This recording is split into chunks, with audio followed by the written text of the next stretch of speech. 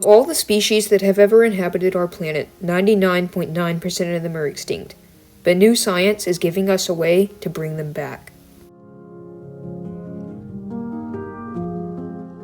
De-extinction is the process of reviving a dead species, and there are four main ways to do so, starting with backbreeding.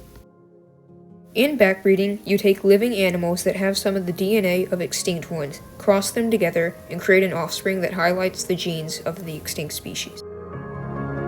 For example, a backbreeding program in South Africa known as the Quagga Project is trying to bring back an extinct species of zebra whose traits and genetics live on in living species.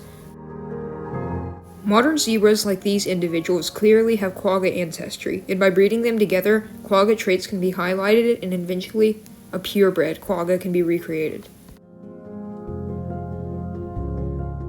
Iterative evolution is a strange phenomenon in which nature creates a species again and again over thousands of years.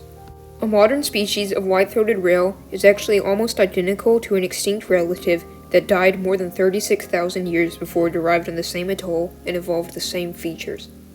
The original rails migrated from Madagascar, lost the ability to fly, and perished when the island was submerged beneath the waves.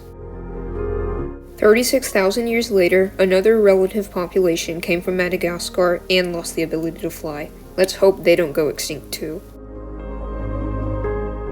The Pyrenean ibex was once widespread across Spain, but went extinct in 2000.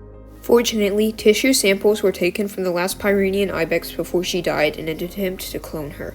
The cloning process works by taking a tissue sample and extracting a nucleus from one of its cells.